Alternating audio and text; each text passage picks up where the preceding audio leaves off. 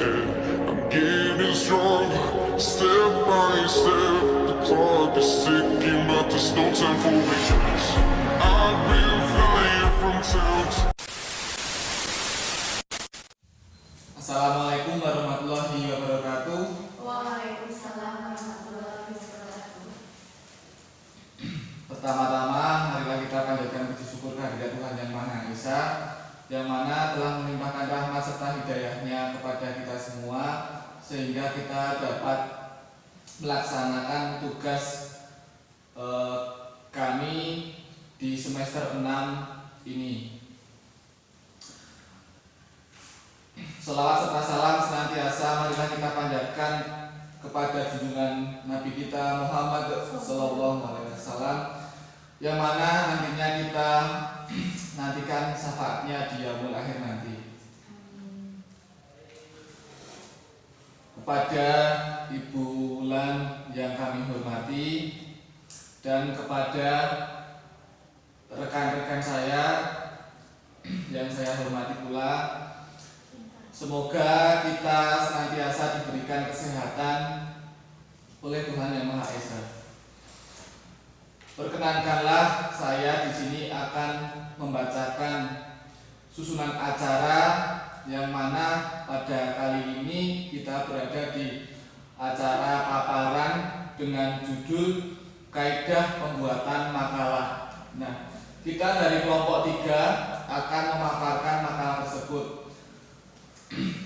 Acara yang pertama akan disampaikan isi makalah tersebut oleh Mbak Hening, kemudian yang kedua yaitu yang akan dipaparkan oleh Mbak Damar.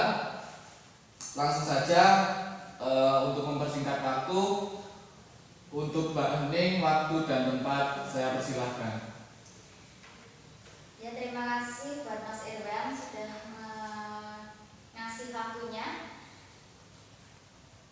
Ya, saya Hening Karisma Tias, semester 6 BKN 2 akan memaparkan hasil diskusi kami tentang kaidah pembuatan makalah. Apa makalah itu? Makalah adalah uraian tertulis yang dikemukakan untuk mendapatkan pembahasan yang lebih lanjut. Makalah juga dapat disebut sebagai sebuah karya tulis yang di dalamnya terdapat buah pemikiran dari seorang penulis yang belum pernah dipublikasikan dan bersifat ilmiah. Kemudian jenis-jenis makalah tersebut yaitu makalah ilmiah. Apakah makalah ilmiah tersebut? Makalah ilmiah merupakan sebuah makalah yang membahas suatu permasalahan dari hasil studi ilmiah. Isi dari makalah jenis ini tidak boleh semata-mata berdasarkan pendapat atau opini yang bersifat subjektif. Yang kedua, makalah kerja. Makalah jenis ini diperoleh dari hasil sebuah penelitian.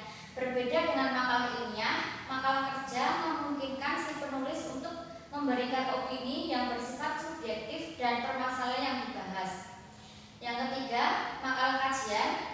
Makalah kajian merupakan sebuah makalah yang isinya merupakan cara-cara pemecahan suatu masalah yang bersifat kontroversial. Yang keempat, makalah posisi.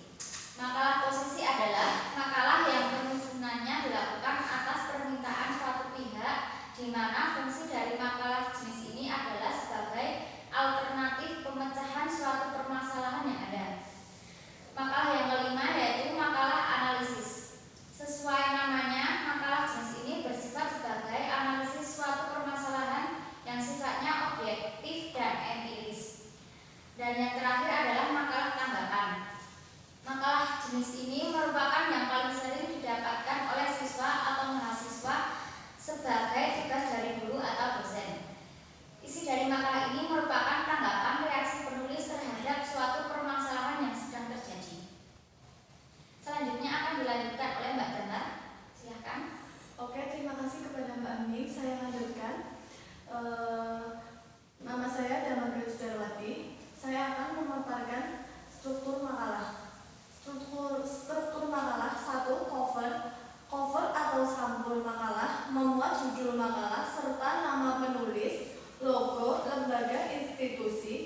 tempat dan tahun terbit. Nama penulis ditulis dengan jelas, nama asli dan nama lengkap tanpa disingkat serta tanpa menyebutkan gelar. Alamat penulis memuat nama instansi atau lembaga tempat penulis bekerja atau menempuh jenjang studi atau universitas. Tahun terbit adalah tahun pada saat makalah telah selesai penelitian dan penulisannya kemudian diterbitkan untuk umum. 2. Abstrak. Abstrak ditulis dalam bahasa atau dua versi, yaitu bahasa Indonesia dan bahasa Inggris. Untuk penulisan dalam bahasa Indonesia, Anda tidak diperbolehkan menulis lebih dari 250 kata. Sedangkan dalam bahasa Inggris, Anda tidak diperbolehkan menulis lebih dari 200 kata. Abstrak dapat berisi ringkasan atau bahasan pokok dari makalah, tujuan penelitian, metode penelitian, hipotesa, serta sedikit rangkuman hasil yang diperoleh berdasarkan penelitian yang dilakukan. Untuk yang ketiga adalah daftar isi. Daftar isi memuat informasi halaman dari isi makalah. Setiap bab dan subbab dalam makalah diberikan keterangan halaman agar memudahkan pembaca menemukan bahan yang akan dibaca. Daftar isi juga memuat daftar gambar dan daftar tabel jika ada. Untuk yang keempat, kata pengantar. Kata pengantar mencakup isi dari keseluruhan esensi makalah, yaitu membahas isi makalah secara menyeluruh namun umum. Hal ini perlu dilakukan agar pembaca mempunyai pandangan umum arah dari penelitian dalam makalah Anda tersebut. Biasanya pada kata pengantar, penulis juga mencantumkan ucapan syukur kepada Tuhan Yang Maha Esa, serta ucapan terima kasih kepada pihak-pihak yang telah mendukung dan membantu proses penyelesaian makalah. Untuk yang kelima, pendahuluan. Pendahuluan merupakan bahasa awal topik penelitian di dalam makalah yang disusun oleh dan dari sudut pandang penulis. Pendahuluan tidak perlu ditulis secara luas, cukup cakupan luarnya saja, asalkan sudah mencakup esensi umum dari makalah Anda. Pendahuluan dapat dijelaskan secara umum dan singkat, namun tujuannya dan maknanya jelas. Pendahuluan dapat menjelaskan tentang pokok permasalahan awal yang ditemui. Selanjutnya untuk yang keenam, latar belakang. Latar belakang menjelaskan secara umum permasalahan yang ditemukan serta mengapa masalah tersebut perlu untuk diteliti, kemudian dianalisa dalam sebuah makalah. Latar belakang juga menjelaskan fakta-fakta, data-data, temuan penelitian sebelumnya, dan referensi yang penulis temuan, yaitu alasan yang membuat peneliti ingin meneliti hal tersebut. Untuk selanjutnya, ketujuh, rumusan masalah. Rumusan masalah berisi pokok masalah yang ditemukan. Biasanya, rumusan masalah sangat singkat dan padat, tidak lebih dari satu paragraf, serta berisi poin-poin pertanyaan atau masalah yang akan diteliti. Poin pertanyaan biasanya antara 2 sampai 3 pertanyaan. Rumusan masalah merupakan hasil pengerucutan dari bahasan pada latar belakang yang telah diulas sebelumnya.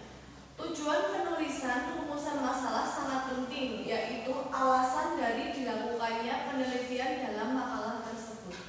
Untuk yang kedelapan, tujuan pembahasan.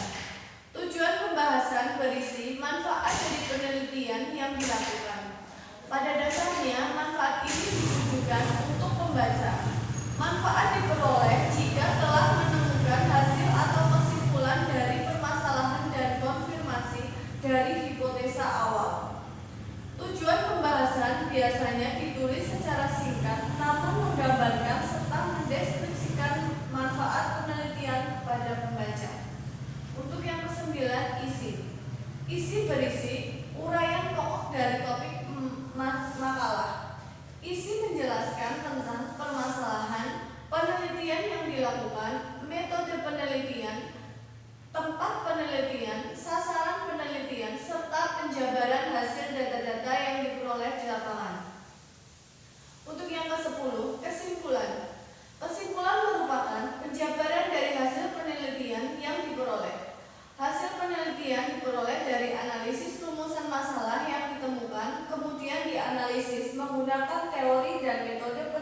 penelitian yang dilakukan, sehingga diperoleh kesimpulan penelitian.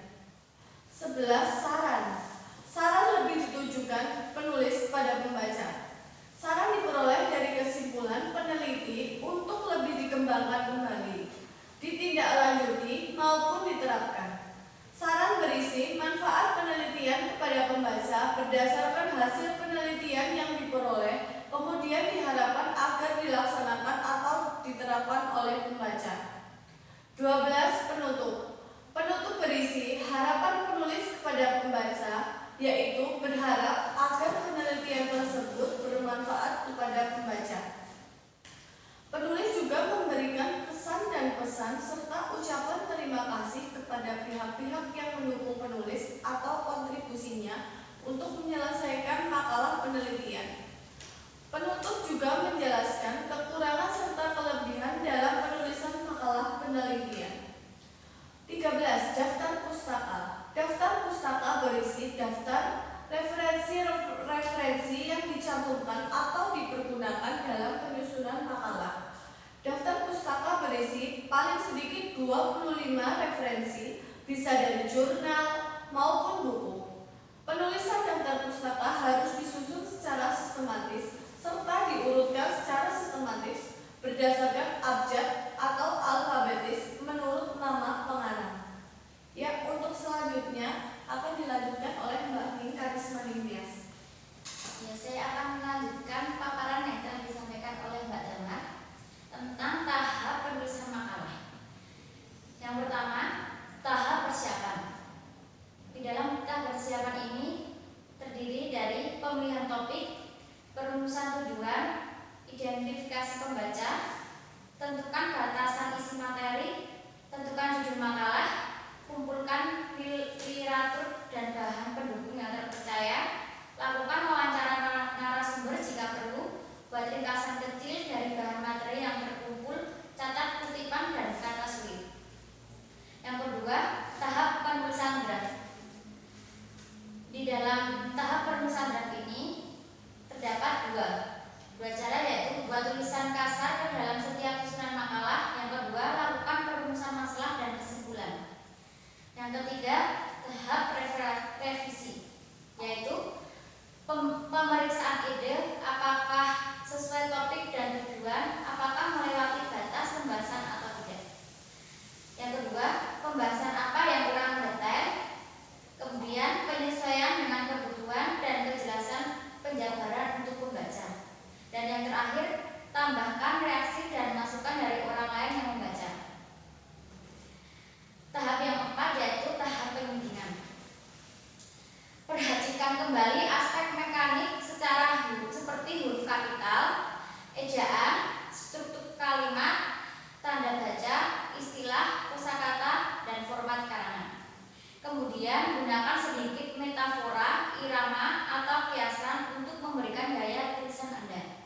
Dan tahap yang terakhir yaitu tahap publikasi. Perhatikan cover, footer, dan header jika perlu untuk disesuaikan dengan media publikasi yang akan kita tuju.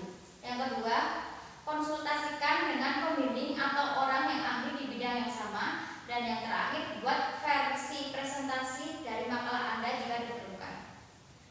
Demikian paparan yang dapat kami presentasikan hari ini. Saya kembalikan ke moderator kita, yaitu Mas Irma. Terima kasih kepada pengisi atau pemapar. Mungkin hanya itu saja yang dapat kami sampaikan, bahwa kami dari kelompok 3 telah memaparkan tentang kaidah pembuatan makalah. Mohon maaf jika banyak salah dari kami, dan kebenaran hanya milik Allah. Kami akhiri, billahi taufiq wal hidayah. Wassalamualaikum warahmatullahi wabarakatuh. Waalaikumsalam.